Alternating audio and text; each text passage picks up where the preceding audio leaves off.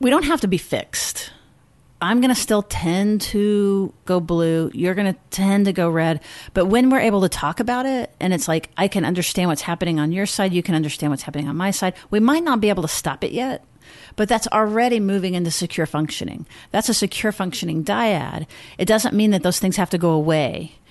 I want you all to feel really good. If you're making insights and if you're thinking of examples for yourself, you're able to talk about it between the parties, whoever the parties are. It's not just romantic relationships. That's already moving to the green in a secure functioning way. We don't have to become secure ourselves totally to have secure functioning relationships. And that's the good news. That's a really powerful statement. And that's one reason, and we're talking about what to do if you identify. One of the things I really consider is therapy. We talk about that somebody living more on the narcissistic or grandiose side don't tend to come in unless they're sort of dragged in by the ears. But actually, if you identify with any elements of that, the benefits are just outstanding. Hey, make us proud and go start therapy with how we started the session. It will blow your therapist away. But actually, they won't think that you're that narcissistic if you start that way. That's true. That's true. They're gonna say, "Oh my God, you just saved me an entire year."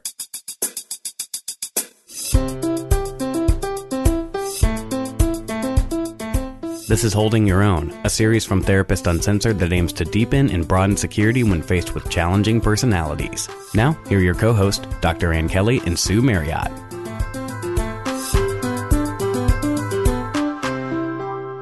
Hey, Ann Kelly. Hey, Sue Marriott.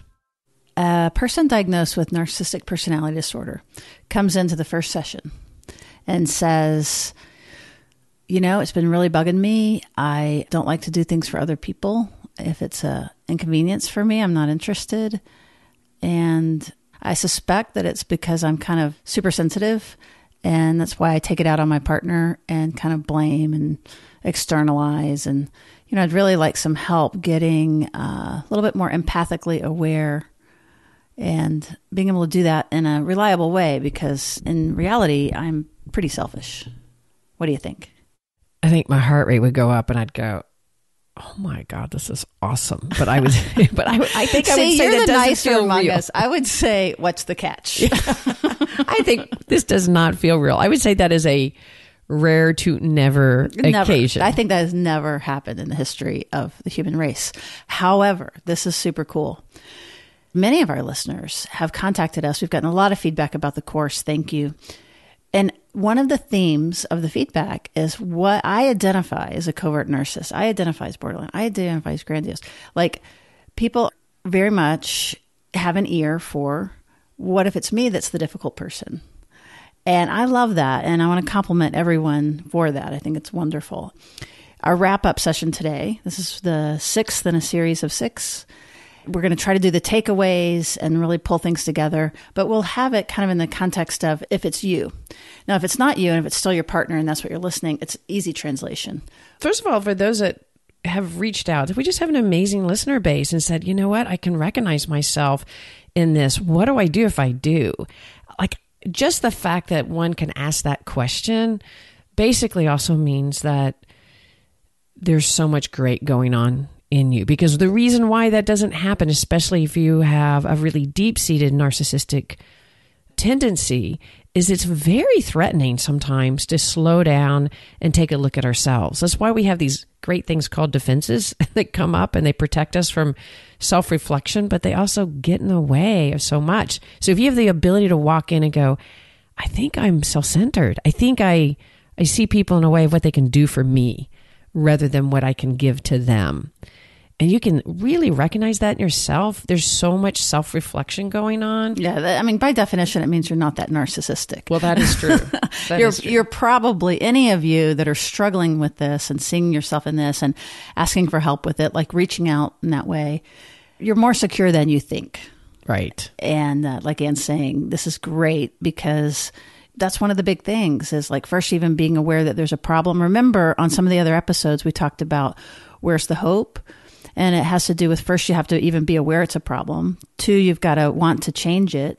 And 3, you've got to actively be working on actually making that change and not just kind of saying, yeah, I kind of wish that was different. But so we mentioned our community and how much we love our community and how smart and awesome they are. In particular, for this episode, we want to dedicate it to all of our patrons, our neuro nerd community that goes above and beyond by supporting us through patreon.com/therapist uncensored. You guys are awesome. And we'll say more about that at the end, but this is specifically dedicated to you guys. So in the example that we started with, right? Somebody walking in going, I think I'm struggling with narcissistic traits. Which, by the way, people don't ever come in and say, well, that's not true. That's actually. not true, right? Yeah, people will come in and say, like, I diagnosed myself as borderline or... Right, Yeah, right. Like, true. I think people do. I think, and I think... But not with this. Right. And often it doesn't start there, though. Right. Really, sometimes we get there through the process of therapy. People will go, actually, I do think I struggle with that. Yeah, the more typical scenario is that someone drags someone by the ear into therapy to work on the relationship, which is good because it's through distress. If you're narcissistic, there's not a lot of distress. You're pretty happy typically, and you're not aware of other people's distress around you.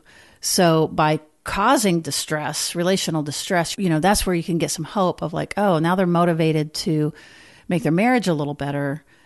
So regardless of the kind of narcissism that you have, there are some key features, not very well developed, that if we could just do those things, your relationship would probably improve, your relationships in general. And we've got the series, and if you haven't yet heard of them, feel free to go back and catch up. This might be more meaningful to you with that. But one of the things we do know is that empathy is present. There's a new study out that really looks at empathy and listening skills and things like that are very weak in people with high narcissism. So the question is, can they be learned? And this new study is very hopeful about that.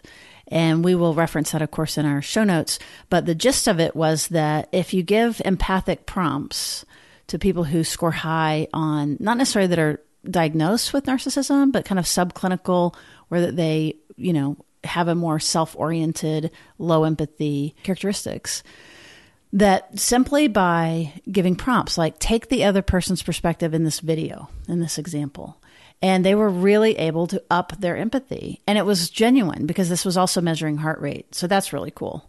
So what do you say, Anne, about this muscle that is not very well developed related to people that struggle with narcissism? I love the research that you're talking about because it's so often believed that you can't actually, if you don't have empathy and you're narcissistic, there's nothing you can do. And that actually isn't true. And that learning the steps of empathy is the start to actually integrating it inside you, right? You can't just all of a sudden turn an empathy button on, but by going through certain steps. And the biggest one is slowing down and wanting to develop empathy. That is something that I think individuals that come to the office that recognize traits in themselves will say that they really can struggle with empathy. I think that's the first one that I feel like people identify in themselves, is the really hard time getting to know what other people are feeling and thinking. Right. And one of the techniques on that is that you've got to make it useful for the person who is low on it. Like it has to be a win-win. You can't just be like, you're not a very nice person. You really need to be more empathetic. And that's not going to work. But your boss is giving you a really hard time with feedback around your peers. And I think the part that's missing is empathy. So if I could teach you a few of these things, it's going to really help you at your job and help you progress. That's an example of the win-win. So you have to go in their open door of what they want to get them to begin to take the other person's perspective, which again, depending on the severity, they're able to do when directed. Right. And actually knowing how important it is. One of the hardest things to the desire for empathy that somebody with narcissistic traits struggles with is the belief that the other person's being ridiculous, or the other person, the reason you can't empathize is because they're so far off or they're a little inferior to you. And so why am I going to slow down and develop empathy when really what I feel is eye roll because whatever feelings are happening over there are just ridiculous? Because one of the difficulties with narcissism is actually tolerating emotions in other people. And so to teach empathy, you actually have to first start with recognizing in yourself that slowing down and having emotions is actually a really viable, positive thing. What is empathy? I like Judith Jordan's definition out of the Stone Center. Roughly, it's about, this is a total paraphrase, but It's the experience of being able to take in another person verbally and non-verbally and understand what they're feeling and kind of be in their shoes, while at the same time hanging onto yourself and being aware of what you're thinking and feeling too.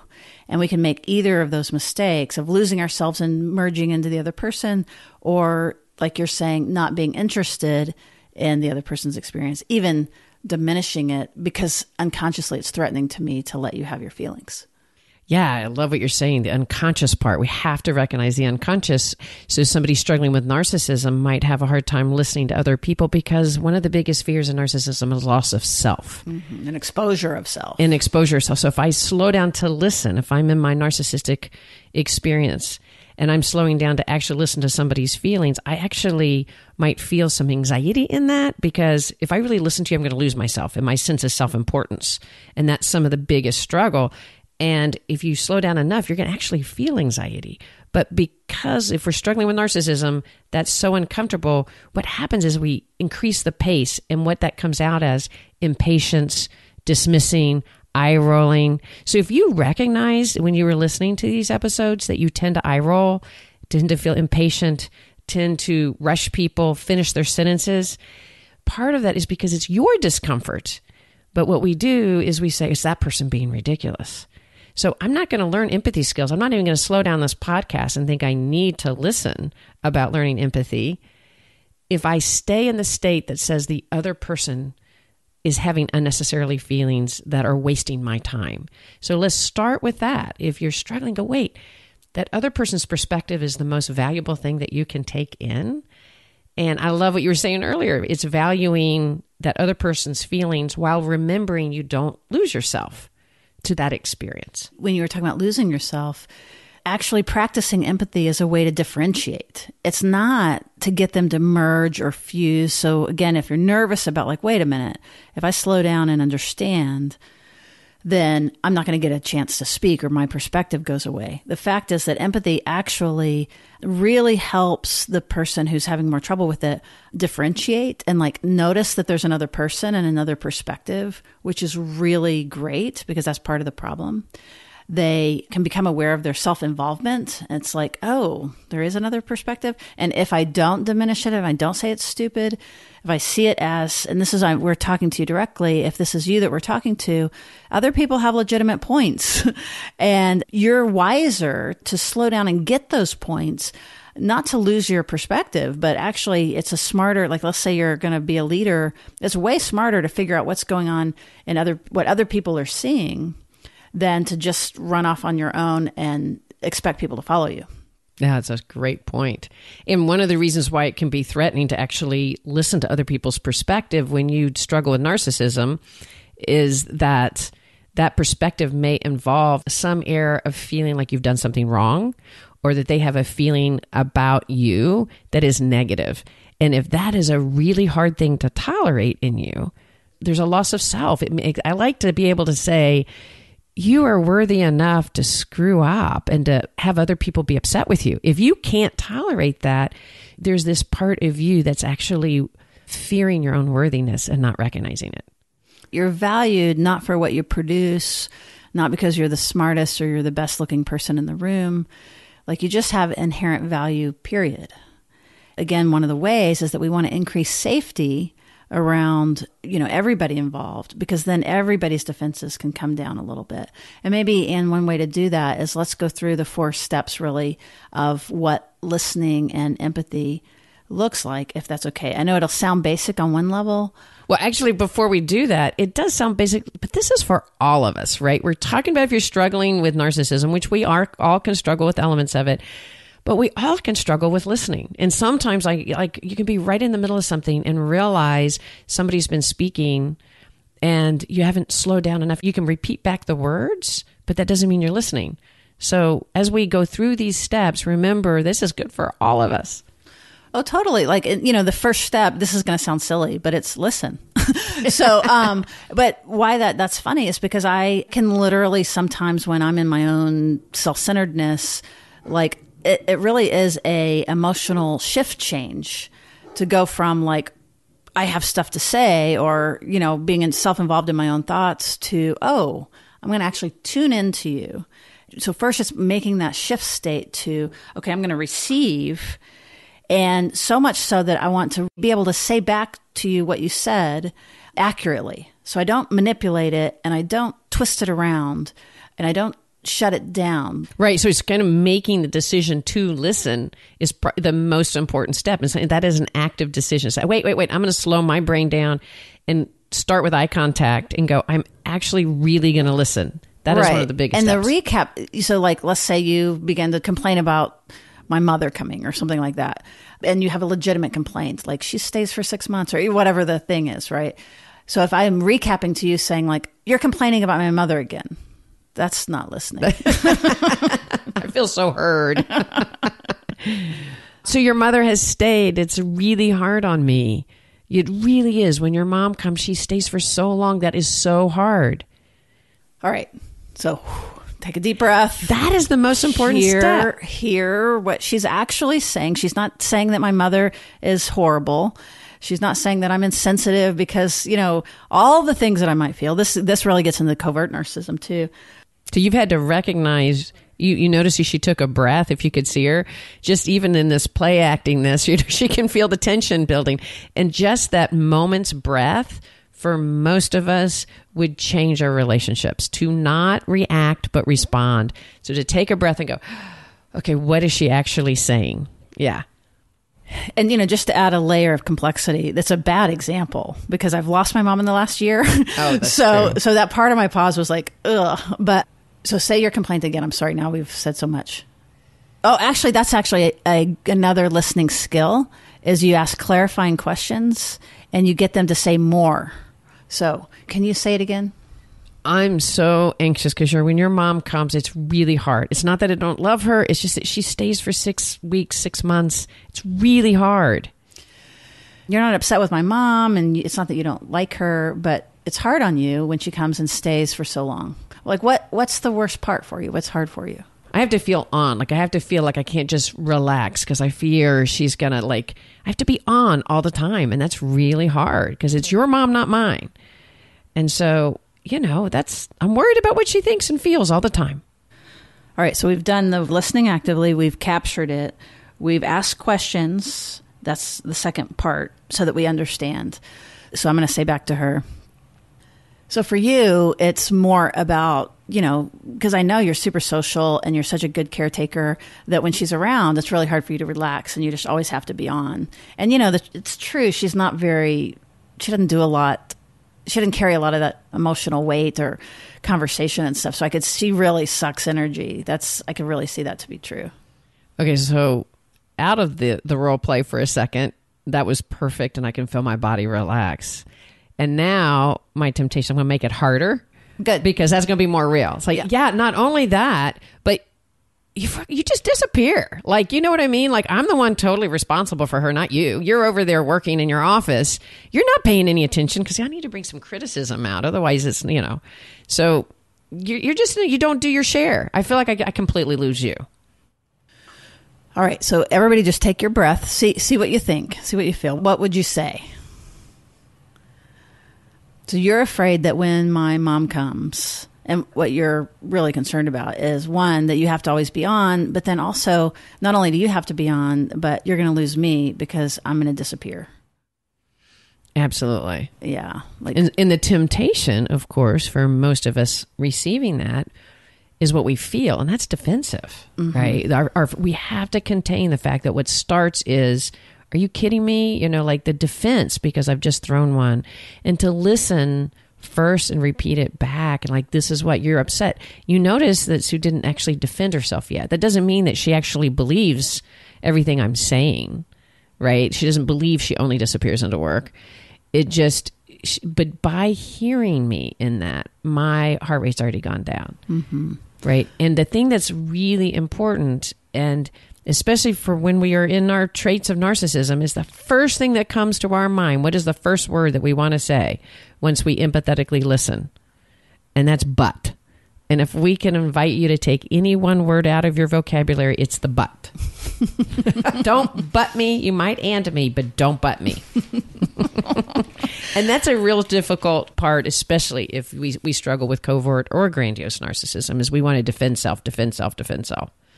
We've recapped what you said in a way that you agreed with. We asked more, right? So now, like, responding with empathy would look like, and validation. There's another acronym, actually, that might be easier to hear. It's called, we made this up, but it's CAVA, C-A-V-A, which I think means wine, does it not? I don't know. Look that up. Which is perfect if it does. But then we want to do clarifying questions. So clarify what the message is. We want to affirm what the message is. We want to validate their perspective. And then perhaps if it's appropriate, then we do a genuine apology. So CAVA is clarify, affirm, validate, apologize. For those of you that like that sort of stuff. So right now, so we're empathizing. We want to empathize and express compassion. And when you actually, like, as you've affirmed, even in this completely hypothetical situation that's not happened, I can already just feel my body come down by being affirmed. And what is wonderful about affirming somebody, and when you struggle with narcissism, one thing happens is it feels like a win-lose. You get caught in win-lose. So if she's affirming my perspective, it could feel like she's actually losing her own sense of self. But actually, that's not true. As she affirms it, actually what starts happening is I start thinking of all the ways that actually my expression is not actually quite accurate. It's already happened because she's affirmed me. The goal is lowering someone's defense. And when we feel less defensive, we feel so much more open. Actually, that's one of the signs. So we're doing 4 different steps. I mean, 2 sets of 4 at the same time, depending on what you like. So we already talked about the CAVA. The other one where we listen actively, ask questions, respond empathically. And then when we do that enough and we give enough soothing, what Anne's talking about happens. There's some release. Instead of just saying, well, I'm sorry, first of all, it's not an apology, but also it's not soothing. And what I want to do is co-regulate her. So again, I might add to it and say, Anne, I totally get your point. Last year when she came, I really bailed because I couldn't stand to be around her and you were the one that was on. And so I just started working all the time, and it makes a lot of sense to me that you would be nervous about her coming. And not only did she do that, she kept changing the date she was leaving, and neither one of us knew what was going on. And I kind of ducked, and I'm sorry about that.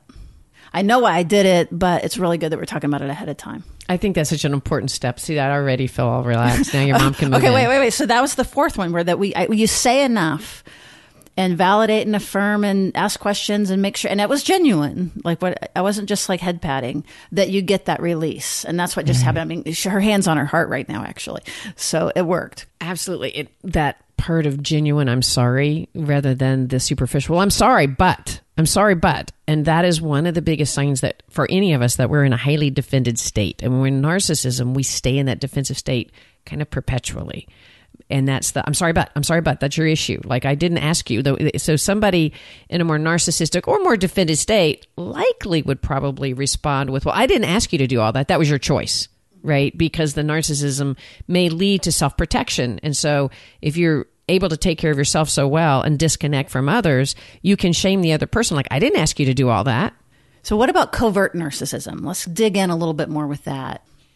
The idea of the covert is really, really important, because in covert narcissism, you've often learned to deal in this covert way to get your needs met. That's what covert narcissism is about. Like, we all have needs, need for attention, need for validation. The grandiose narcissist gets caught in the need for overt validation constantly. Covert has a hard time identifying, I even have a need. And first is to start with a compassion that likely you developed all these covert ways to get your own value and attention met. And so the most important part is to recognize what is the need that you're trying to covertly get. Right, because what it looks like and feels like on the outside is, I think if we kind of boil it down, like we did with narcissism in general, we focus on empathy and on listening. And in this, let's talk about passive aggressiveness. Right. Because that's going to be a hallmark. So let's say I haven't been rewarded or taught as a kid to even know what I want and feel, much less be able to, advocate for it. And to believe that I can really have it met. Exactly. It also means that I can't set a boundary. So Anne might ask me to do something and I'll go, yeah, okay. So that's like a compliance, but I have no intention to do it at all. But I'm not going to be able to say, my plate's full. Like I can't negotiate the boundary. So I might overcommit and be compliant, or I might do it in a really crappy way so she doesn't ask me to do it again. That would be a form of passive aggressiveness. Or how about the backhanded compliment? The example that came to mind for me is a parent with kids that struggles with covert narcissism. And that is coming downstairs, the kids are laying, watching TV. A covert narcissist may feel very charged up by that. But rather than feeling validated that they could set that boundary in need, might feel victimized. They do all the work. Oh my gosh, nobody thinks of me. So there's that I'm especially affronted and not taken care of. So the passive aggressive could be, of course you guys aren't doing what I ask you to do. I'd really love for y'all to have cleaned the house, but of course you're not going to do that. So you can feel what's so important in that statement is the aggression, isn't it? You can feel the aggression, but it's not named directly. Right. And what it does, if you're not prepared for it, is it sort of injects shame or guilt or these other feelings that the person who's saying it doesn't want to feel.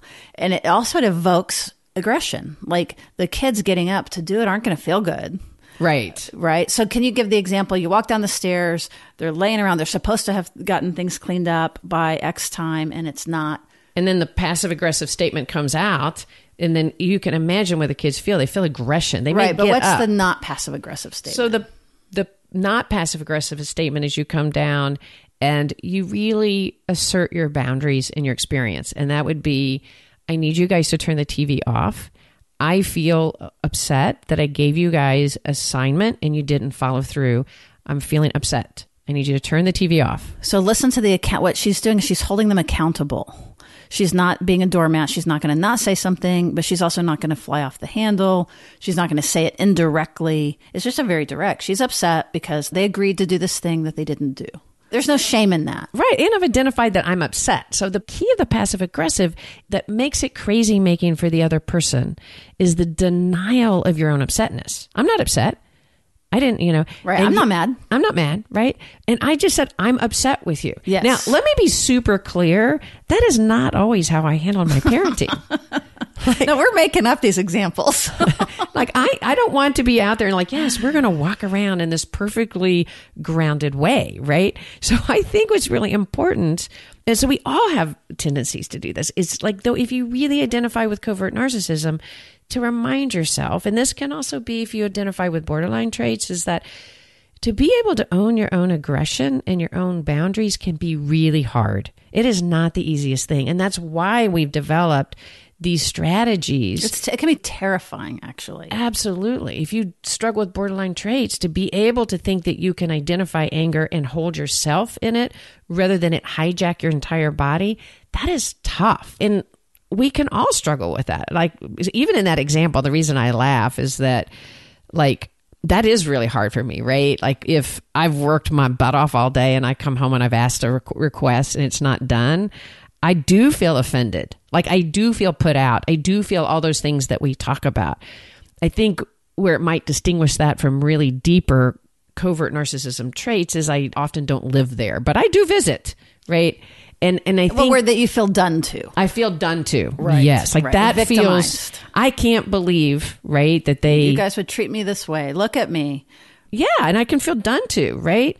And so we all fall into that. So we can identify with that. I cannot believe I gave, and I really can't believe that, like, which is hysterical if I stop to think of myself as an adolescent, but like, really? Y'all didn't get up and do what I asked you to do?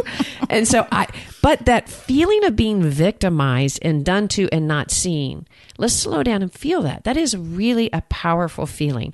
And when you grew up not feeling seen and not feeling like somebody had your back and that you had to really emotionally stand out to get it, it's really hard not to live there and to be there all the time. And that's really important. And one of the other themes of the questions that we got was about parents. What if you were raised by somebody with some of these difficult characteristics? And so we're going to try to weave that in as much as we can. But that is such a big topic because it goes about like the effect of that on a child Right. and then how that looks. But most of you, if you are identifying with this, probably you were raised with somebody that had some of these difficulties. You might recognize that would be the biggest guess. My passive aggressive, like if we go back to that child, like you're like, I wanted you to do this, but of course you wouldn't have done that. Think about the feeling that brings up in the child. Oh, I have an example. Okay. Jump in. This is a real example, actually, that there was one Mother's Day and I was pretty young. I had siblings. We were all pretty young. And it was still at the time when usually the other parent should help the kids honor Mother's Day. But in this case, my dad did not do that. And so my mom wakes up and there's not a Mother's Day thing going on. And I mean, this is seared in my memory because she went outside and she starts like mowing the lawn. She just started working and doing all these things, obviously upset, but not saying what it was. And ultimately, it comes out that she's like, I'm just going to do everything. I am not, the martyr part. I am not, right. And, we're feeling like 1 inch tall. We know we've done something wrong.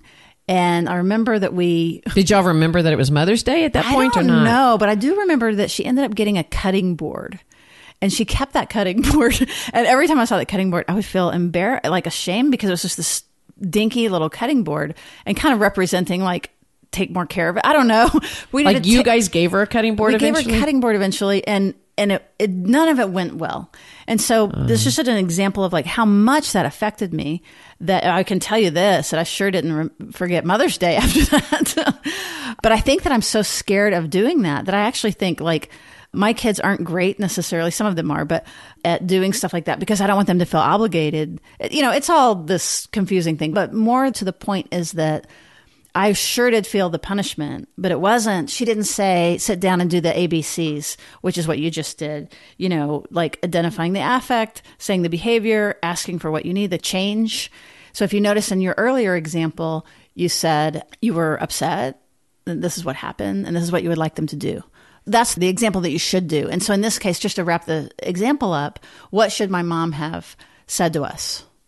First, the step would be to recognize in her own implicit experience that her feelings are hurt, and which they should have been. They should have been, and probably she had some feelings about your dad not doing a thing, of course, right? Yeah. So I think the first step is to recognize, and this is the first step, no matter where we fall on this process, is taking a moment to recognize our own experience. So if you're out there mowing the lawn and feeling like a martyr, right, which we've all done as a parent. Totally. Like most of us, I know I have. That to go, wait, I'm doing this because what do I feel and what am I trying to make the other person feel? So if we're being a martyr, right, if we're in that experience of a martyr, we're feeling not seen and not taken care of. And then what we're trying to do is make sure other people see how much we've suffered. So what we're really actually needing that experience is to be seen and cared for, and to let the other person know. So with that case, that's an important part of it, is to have the ask or to have the change. So go ahead. So because you want it to end to be in a win-win, right? So to come back in, because maybe we've started mowing the lawn as a martyr, and then we go, okay, wait, what am I really feeling? Right? Slowing down and kind of coming back in and say, hey, you guys, I need to let you know, my feelings are a little hurt. Today is Mother's Day, right? It's the one day of a year devoted to me. To be a mother, right? But if you threw that in right then, it might be jamming. One day I do so much for you, right? So that's our temptation as a parent. We probably all, look at all I do for you, right? That doesn't work. And so, you can't acknowledge me on the one day. I mean, you can totally hear it. So basically coming back and like, look, I really know when I slow down that you guys love me. And I love you. Hey, this is PhD level. That is like super high level jitsu. Okay, you want me to bring it down? Bring it down to like real life. Bring it down. Bring it down. So you guys, my feelings are hurt. Today is Mother's Day. And my feelings are really hurt because I was hoping that you guys would see that and do something for me today. So I have to let you know my feelings are a little hurt. And of course, it depends on what age. And is there an ask? It depends on what age, right? Right, because here's the thing. If we leave it at that, then we're going to feel crappy. Right. And we're going to stay feeling crappy because all we've done, like there's no, how do we resolve this? So we definitely want to add the ask. We want it to be a win-win. So my guess is one is to tune into how the kids respond. And you say, you guys, how about this? Do you think we could have a reset button? And what I would really mean a lot to me is if you guys could... Yeah, make me a card. Yeah. Right. Could you slow down and make me a card? It would really mean a lot to me if... I love those statements. If you guys... Because if they do something, it's meaningful rather than they're just trying to get around my shame and martyrism. So now you've given the children something to hang on. It would mean a lot to me if you guys could get up and make some breakfast for me and write a card. That would be really meaningful to me. And I think that's fantastic. I think that's really well said. And I could totally, like the reset is another one that I really like. I like you keying on uncertain terms. Now, let's just really quickly, because I also want to move on to borderline soon. But if you are the person who is getting this, so right now we're in the body of the person who's feeling done to, this is under the umbrella of covert narcissism, which is under the umbrella of narcissism in general. Like if you're the child, but let's say, okay, now I'm the father, right, who screwed up and didn't do this thing. And my wife is out there doing these things. So let's take the father's perspective of how to handle the indirect aggression. So the indirect aggression, like the father's perspective of the mom out there doing the lawn mowing. And he realizes, oh shit. By her indirect aggression, he notices that he's screwed up. Well, and what I love in this example is that the mom's out there still being a martyr in covert, and the aggression's there, right? And with that indirectness, it's a lose-lose. So what one could do as the father is to come out and say, hey, could you slow down for a second? Right. And actually, just to make this example a little bit more realistic, I think, is so that it's more directed at the father. It's not just that she's made herself invisible outside, but let's say she comes in and is being angry towards him indirectly. Maybe a door slam. Sarcasm is a big one. So she's treating him badly in this indirect way. And maybe he would say, are you mad? I'm not mad. Right. Well, I love what you're saying is going to be a really direct request of what the covert is. Right. And as we're talking about this may feel really familiar to a lot of people, because what can often happen, let me talk about what we can often happen, is that we get controlled by that. And the father often gets the kids to run around to try to make up in order to calm the mother down. And that is how we get taught this covert responsiveness, right? And so that's now... That's a great point, that actually, if we don't undo this, it works in a way. Yes. It can really, really work. And now what we're doing is we're seeing the mom in all of these unconscious, all subconscious, unconscious, or very conscious ways of expression aggression. And now we're running around trying to make her happy in order to avoid the aggression. You could feel how that can develop an implicit memory. Right. In our bodies of how to handle aggression. And it maintains her feeling of being a good mother who's not angry, which nice mothers don't do. Right. So now all of a sudden, magically, people are running around and cleaning the house and making a card. And guess what? It doesn't even feel that good when you get the card. Right. No, it's such a lose-lose, right? And it maintains, see, I'm a good mother because I love what you said. I didn't come back and say, I'm angry at you. And lo and behold, now I'm having a good Mother's Day, but I never let anybody know I was angry. Right. And you didn't really want that card. You were only doing that because you felt guilty. That's the outcome, is it? Right. So when dealing with passive aggressiveness, one of the things we want to really do is first get a hold of yourself first. So that's why you're not running around trying to avoid that and being afraid. This is the step down on the eggshells that are emerging under your feet. Yes. Crack the eggshells. Don't walk around on the eggshells. I love that. You walk in, get a hold of yourself, and then identify what you're seeing. I'm seeing you look as if you're upset. Are you upset? No, I'm not upset. I'm fine. I'm feeling a lot of aggression from you. You seem upset. Can you tell me what's going on? See, I don't think this is great to do this live because it shows like we're figuring it out too, right? But see, I don't think that would work because it's so confrontive. Like it feels threatening to me for you to call it out as aggression. Oh, good point. And I'm not giving you any kind of... There's no support, and it's just like you're being a bitch. And I'm not giving you any kind of pass. And in this case, this is a nice mom who can't be aggressive. So there's no way she's going to catch that ball and go, you're right, I'm being aggressive. I don't think that's going to really happen. No, I think you're right. If it's too confrontive, depending on, especially if there's a long history of this covertness. And with narcissism, we do have to help them save face. Right. And that's not us being on eggshells. It's just us being smart. Because if the more they're threatened, the more they're going to, defend up. So I think identifying with and for them in a face-saving way is a really good point. So the approach is, it seems like you're upset. I can understand that. Right. In realizing that it's Mother's Day. Yes. And the kids are not doing anything. I can understand. It seems like you're upset. Or you must be so disappointed. Right. Identifying what you can see, but calling it out, but not in a confrontational way, but actually identifying it for them and then going on. Like, it seems like you're upset. It's Mother's Day. I could imagine that must be disappointing for you. Yeah. You do so much for this family, and we can't even get it together to recognize you right in the morning, you know. Right. And so then identifying, I missed that, didn't I? It's not just you're upset at the kids. So I imagine you must be a little upset at me. So we're helping the mom identify and actually give permission to her for being disappointed and upset. Right. But we can also add, now we've moved away from my family because they would never be able to do any of this. But in this case, he could also say, I really wish you would have told me earlier. You know, you've been out there it took me a long time to figure it out. And it would be okay if you just came and said, you know, what you needed. I really want that. I want to hear when I screw up. Yeah, I might wait till after Mother's Day is over to say that. Well, I guess what I'm trying to get to is the ask, yes. Right? No, you're right. Like, no. There is a way out of this. Instead of just like you were acting indirectly and like a horrible person, it's more, you know, I invite you you get to say it. You get to say that I messed up. It's okay. And actually, that's a really important step because you don't want to just especially in covert and passive aggressive behaviors, we tend to overfunction for the other person.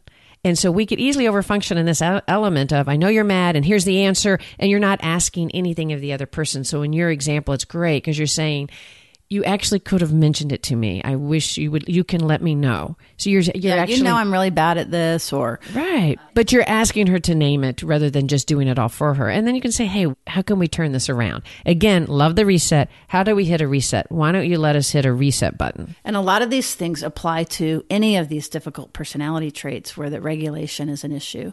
And so let's call borderline. Right now, when somebody struggles with the overreactivity, it's not the isolation, it's not the self-involvement. It's like having trouble holding on to yourself and getting really focused on the other person. So when you're in that place, do you mind shifting into that? No, that's a great place because it's a similar dynamic. No matter which one, we're talking about regulation, self-regulation, other regulation, emotional regulation. And when we struggle with borderline features or experiences, that dysregulation, and it just hijacks your whole body, doesn't it? To feel that somebody hasn't seen you or it's hurt you, there's this experience of complete dysregulation that hijacks your ability to have rational. It does. It hijacks your body, and I like the word hijacks. It like takes over, and against your will even. Like you might know that you don't want to be slamming that door or punching that wall or self-harm or whatever, but it's too big and it doesn't feel like there's any other option. Again, the way we talked about it before is like there's no history, there's no past. And there's a sense of desperation. I think that is what urgency. Is an urgency and a sense of desperation.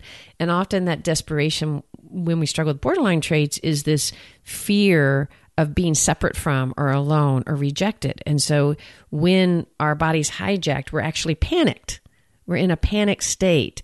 And so we have to express, we have to reach out, we have to act really impulsively, really fast. And it's actually a panic state. So one of the suggestions in that experience is to really tell yourself, hey, wait, I'm fine. I'm really fine. When you said it before to me, Anne, it felt really powerful. Like it was an instruction, right? Right. For some reason, right then, like, because I love it. It's like if somebody could really actually stop and like record scratch, it's like, hold on a second. Well, let me give you a real fine. example. Let me give you a real example. Like you and I fighting. That never happens. So in a state of super big anger, right? Because what we're talking about is that we all hit these states of dysregulation where our body gets hijacked. So I'm going to use I'm so angry. Right. And I can feel the panic and there's a sense of urgency. I got to resolve this. You have to understand right now. And there's this panic moment. If we don't get this resolved, I'm going to stomp outside and let you know my side. Right. I'm going to follow you. I'm going to follow you because you need to understand when we're in this borderline experience in that moment is the Or let's just call it like a dysregulated, not a borderline. Yes. Really good repair in that. Really, when we're in this hijacked, dysregulated state, there really is a belief in that pressure that if we don't get it, and we can, and slow down right now and just imagine yourself in that state, right? You can feel the pressure inside you, and you feel the urgency. Yeah, I think urgency is a really good word. There's an urgency. So if we can slow down and go, take a breath and go, I am fine. I am fine. I am fine. I am fine. And the reason why I'm suggesting the I'm. I like it. Is it's a reminder about me. It's a reminder that I am separate from. It even reminds you that you exist. Exactly. Right. But I love it because what you exist in a way that you are okay. You're going to be okay no matter how this fight turns out.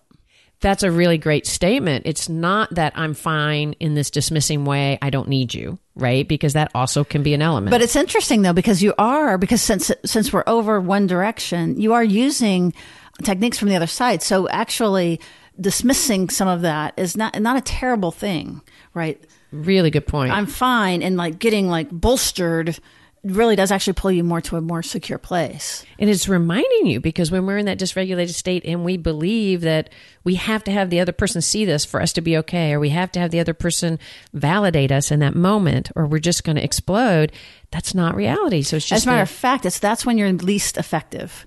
And so another you think when I stomp outside and go. We've talked before about like both of our tendencies, and I'll go into my turtle shell and she'll be banging on the turtle shell. so it's not effective. And so part of it is like to take yourself so seriously. It's like you're upset for a real reason.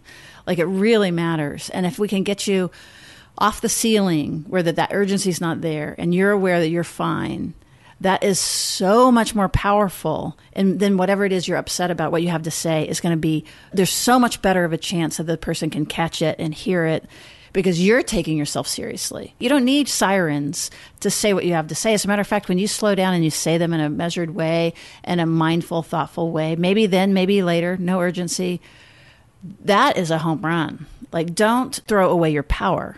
Right. It's so empowering to go, I'm fine. And maybe... And mean it. And even you can even, like, sometimes it's hard to hold, to visualize, imagine in your body right now, visualizing kind of an anchor going through your body and all the way to the ground.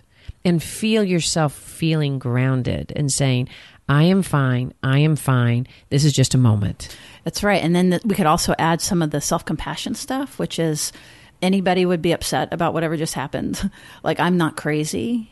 Mm-hmm. I have a point. Anybody in the circumstance would be upset in the way, would have just yelled or whatever we did, so that we're not a bad person. Like, it's very difficult to fight with close people, and it's scary, and it's okay to panic. I was in a panic. That's okay. I'm not now. So that you're really talking yourself through, which all points to the I'm fine. And you might not need all that self-compassion to get there, but I just want to throw that in. No, and the element of anybody would be. That's right. Right. And that's, now you're giving yourself validation. You don't need to chase me down and get the validation, because you're actually being able to really believe it for yourself. Right. Which is going to give you that air around you to be more thoughtful and mindful about next responses. And that mindfulness, when we're in that hyper dysregulated state, is what actually calms our nervous system. And getting in the moment, right? The pressure to go out the door and rush, we're not actually in the moment. We're in the next. We're fixing it, right? So what we're going to work on is just really actually calming our center. And another way to do that is also through imagery. And I'm fine. We might also go, okay, wait, I'm going to imagine myself having this conversation about what I'm upset about in a calm, very powerful and assertive way. And so I'm going to let myself imagine now, instead of stomping out and feel that immediate rush of self-satisfaction, because when we get to come out and yell, there's immediate rush of self-satisfaction. It's just going to implode on us. If we imagine ourselves actually coming out and sitting down and being in a calm state. So now you're outside, I'm going to come to you, and instead of... And I'm outside self-regulating, okay? That's good point. So, nature, trees, breeze, very effective. So I'm going to come outside, but if I let myself visualize myself feeling powerful and valuable to myself, and then I'm going to remember you and remember this is not everything. This is just a moment. So to hold the relationship in a bigger moment. So just taking that time, and this is just one example. We could do 5 episodes on this one dynamic, so we'll move on. But it's just a remembrance of yourself. Remember the continuum. Some of you are longtime listeners and know the red and the blue and the green, red being the hyperactivation. That if you just think of it just real simply, if you're overly focused externally and you really need to get somebody to understand something, pull in, get the focus on you. If you're over here on the blue side and you're all inside yourself and self-regulating, if I'm out there meditating with the birds, at some point, I need to pull myself back into relationship. And start thinking about what's happened. Because what happen in conflict is that the person that's heightened is all preoccupied with thinking about the fight and what's happened. The person that falls on the blue is over there kind of disconnected and they're not even thinking about the person, which can be so inciting to the other person because you've just moved on and you're just sitting in this self-satisfied way, especially this dismissing, oh my God, she's so dysregulated, and like in a dismissing experience, it really intensifies and exacerbates. So the person on the blue side has to be able to regulate and then realize to come up. And here's another thing that I think is really important is especially those of you that are identifying some of this, relating to it, we don't have to be fixed. I'm going to still tend to go blue. You're going to tend to go red. But when we're able to talk about it, and it's like, I can understand what's happening on your side, you can understand what's happening on my side. We might not be able to stop it yet, but that's already moving into secure functioning. That's a secure functioning dyad. It doesn't mean that those things have to go away. I want you all to feel really good. If you're making insights and if you're thinking of examples for yourself, you're able to talk about it between the parties, whoever the parties are. It's not just romantic relationships. That's already moving to the green in a secure functioning way. We don't have to become secure ourselves totally to have secure functioning relationships. And that's the good news. That's a really powerful statement. And that's one reason, and we're talking about what to do if you identify. One of the things I really consider is therapy. We talk about that somebody living more on the narcissistic or grandiose side don't tend to come in unless they're sort of dragged in by the ears. But actually, if you identify with any elements of that, the benefits are just outstanding. Hey, make us proud and go start therapy with how we started the session. It will blow your therapist away. But actually, they won't think that you're that narcissistic if you start that way. That's true. That's true. They're gonna say, "Oh my God, you just saved me an entire year of work with you." But getting therapy to go, I'm recognizing this, and I tend to fall over here. I disconnect, and I don't even think about my partner when I'm mad. I'm just like gone, and then when I come back, I'm fine. I don't know why he or she is making such a big deal of it because I'm fine. I want you to recognize, actually, you're not. One is fine, and the other has to realize they're not. That's so true. If you're the one that's always fine and everybody else is ridiculous and overreacting, can we talk about that for a minute? I know we're going to have to wrap, but I really want to get back to that one aspect. Sure. Because the idea that if you're recognizing that you frequently see everybody else as a ridiculous overreactor and that if they would just get a grip, we would all be good, right? That does fall on the more narcissistic cutoff side, right? And you mentioned self-compassion. And I want to come back to that. In fact, we have a great episode by Kristen Neff that if you haven't listened to it, I can't remember what. You can go to the website and there's a search box and you can just put in her name. If you're listening and you recognize you have grandiose narcissistic traits, more power to you that you're here. I'm so impressed, right? That you want to listen and learn more. One of the things you have to learn is self-compassion.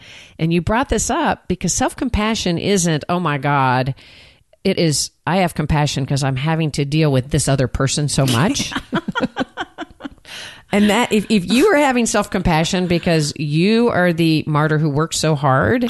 That's not self-compassion. And does so much for other people and nobody gets you, right? That is actually not self-compassion. So we're going to talk about self-compassion right here because it's a great intervention. And what Kristen Neff identifies as self-compassion, one is the ability to slow down and be mindful. It's self-kindness. Self-kindness is actually not being kind to yourself at the other person's expense. But the one you're going to struggle with the most is the concept of humanness. So you can't have self-compassion if you can't see common humanity. So what I'm saying to you is if you're over there, the long-suffering, dealing with everybody else's ineptness, you're not in touch with your own humanity and your own vulnerability and your own individual struggles. And that is what you want to go into therapy to be in touch with. And so I have a challenge that I want to give, and that is, I want you to take the time if you're struggling with that and go, okay, I need my common humanity. Over there, they're so ridiculous. What are your 3 most common strengths? And I want you to think about the flip side of that. What is the sucky part of that strength for other people? I want you to get in touch with your humanity that is your vulnerability that other people have to deal with in you. And if you can't answer that question, you need help. And go to a therapist to say, I actually don't know what my weaknesses are. Because you're likely... Or just ask close people around you. Good point. But listen. And actually listen and take it in. What is the hardest part? If you can of go living with me. Of living with me, being friends with me. That's right. Being my maybe my child, your son or whatever. If you can ask people, what is the hardest part? And really listen. I can say that the thing that's the most powerful part of that is if you really can get in touch with that, the level of connections you're going to have, because what the saddest part about narcissism or about when we struggle with these difficult traits is the disconnection we actually live in, and we don't know it, because it's a cat toy to think that your identity needs to be built on everybody's seeing you as a wonderful, achieved person or the biggest martyr in the room. That is just, it's never satisfying. What's satisfying is the meaningful connections. And the only way to have that is to know your own vulnerabilities and to be okay with that, to integrate that part in who you are. It's not to tell me what is the worst part of me so I can go fix it and now I can be the best. No, it's like, what's the worst part of me so I can integrate it and relate to you and go, ow, that is hard on me, isn't it? Hard for you. That's what I was just going to say is, and then if you do get feedback, then go back to them and like, oh, I do talk over people, or I do interrupt, or I don't leave a lot of room for you. You have been really sweet and generous about that. So much so that I didn't even know. So, narcissists can take the air out of the room, right? It becomes all about that. So in this case, it's like if you know that you kind of tend to pull energy towards you, then it's your responsibility to dole it out and to make sure everybody's getting their fair share of time, and ask questions. At a dinner table, you ask the quiet person their opinion. Don't just tell everybody about your smart ideas and what you know. Help share the space. Because so often, if you're struggling with narcissism, you tend to think you need to teach or coach. Yeah, no. Mm-mm. So if you tend to be the best coach at every dinner party, or the best advice giver, what Sue's saying is so important, is to slow down and let other people in the room. And my favorite word, and that is, if you can't actually generate curiosity about other people's experience, and instead what you want is to feed everybody else's curiosity. You believe you're supposed to, everybody else wants your wisdom. Yeah, everyone's curious about me. Yes. So let me fulfill your desires and tell you all about me. So the idea of like, when I go to the dinner table tonight, right? Like, am I actually curious about everybody sitting around it? Because whether you fall on the side of seeking the attention, or you fall on the side of not even being present enough to draw and hold your own emotional weight, that's non-relational. What we're wanting to do for all of us, the more relational we can be, and that means I exist, you exist, then the more deeply connected we're going to feel. Oh, totally. And that example reminds me, we haven't probably said enough, just real quickly before we end, around the covert. So that experience of being at the dinner table and sort of thinking, well, nobody wants to hear from me, and nobody's paying attention to me, and I may as well not be here. That's kind of that small experience. And what Anna's saying is, hold yourself. This is whole series. Hold on to yourself. If you have something to say, if you're upset because somebody's not asking you a question, find your need. You have a need to tell them something. You want to share about your thing that happened. And instead of like the trap of, oh, see, nobody cared. No, nobody asked me my test results, my medical test results. Well, what that is a signal that you want to share your medical test results. So by all means, sweetie, do it, right? Like, let people know, like, hey, guess what, guys? My test was negative. I'm okay. Whatever it is, I'm not COVID positive. And then get the thing that you actually needed rather than creating this story. And so this holding your own, I think, in all of these examples, I think it is like, I like how you talk about it, Anne, about like holding your presence not existing to the detriment of anyone else, but also not letting other people exist to the detriment of you. Right. And to realize that you're sharing the space, right? That we both exist in that one moment. Because even with covert, it can be that I should be the center of attention and I'm not, and that's why I'm injured, right? Rather than actually by showing up and saying I have a need to be seen, you're also recognizing that other people are there having their own experience and own lives and not just thinking about your test result, right? So there's this experience of, hey, you guys, I have something to share. And hey, how's things going for you? Right. Yeah, that's how to get out of that more narcissistic place for sure. So as we're wrapping up Holding Your Own, think of it as throughout our series, well, actually throughout our podcast, it's really about deepening security, right? It's deepening security inside you, finding the green. So feel free to go back to episodes like 59, 60, 61 and talk about recognizing where you lean, whether it's all the way over to narcissism or just some depth of blue. Right. And we're not collapsing narcissism and blue. No. We just, it's related, but they're independent. Just like somebody had asked, actually, a question came in is, does borderline always mean that you're disorganized? And the answer to that is absolutely not. That those are two separate things. And but there's a relationship. But there's a relationship to preoccupied. And then kind of as you get more and more preoccupied, it kind of flips into unresolved. At times, if you have trauma. So trauma or significant loss. So recognizing your own... We have kept them for so long. Okay, if anybody is still listening, I am so happy. And thank you for sticking with us because this is a particularly long episode. So wrapping into the find out, holding your own is really discover what your own internal working model is, how that impacts other people, and really working towards deepening the security inside yourself. That's right. Shoo! Our listeners do stick it out with us, and we really appreciate that. And if you haven't yet joined, we've got a really active Facebook community. It's at Austin Shrinks.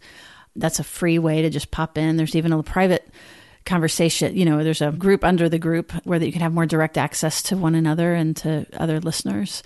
And then if you want to jump up and get a little bit more involved, you can join us on Patreon, patreon.com/Therapist Uncensored.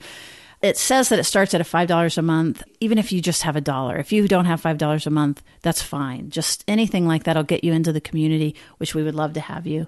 And one of the things about doing that is that it is this thing of giving to the community, because when you help us, not just for what it does for us in our community, we get to spread this far and wide into communities and countries who don't have access, which is our primary goal of when we started this podcast, right? That's right. And we have a really wonderful international audience and hear from people from all over the world. And hello to all of you. We love picking up a voicemail. By the way, you can reach us on our contact page through SpeakPipe, and you can leave us a direct voicemail. I absolutely guarantee you that we will hear it. Yeah, we love listening to those. We most likely will return it. And yeah, we hear from people all over the world. It's wonderful. Also, just a quick plug. In order to stay ad-free, this is part of the patron thing. We're almost 100% ad-free. Probably where you're listening, you don't hear any. There's one where that we have just a few still, but the more patrons we get, the less that we have to do that. And particularly a plug for basically become a co-executive producer at $25 a month. If you go to our website, you'll see that we will promote your own. If you have a website, your name will be on there. Well, thank you. You can get to meet with us, and we would be happy to do that to get to know you. And we call you executive producers because we love hearing from... Yeah, you shape the show. Right, hearing your desires of what shows you would like to hear. So our executive producers get the primary ear on that because their support means so much to us. And... you get some bling. You love the bling. Different levels get different bling. Okay, right. So I think that thank you for doing this series. Yeah, this was an fun. Experiment, and we're going to go back to regularly programmed schedule or whatever. So you'll begin to hear interviews and things like that again. That's all great. We've got Lori Gottlieb coming up, and Peggy Orenstein, and Ellen Bader on couples. So all kinds of cool stuff. Stick with us, and please reach out and let us know what you thought of the series. And thanks for listening. And we'll see you around the bend.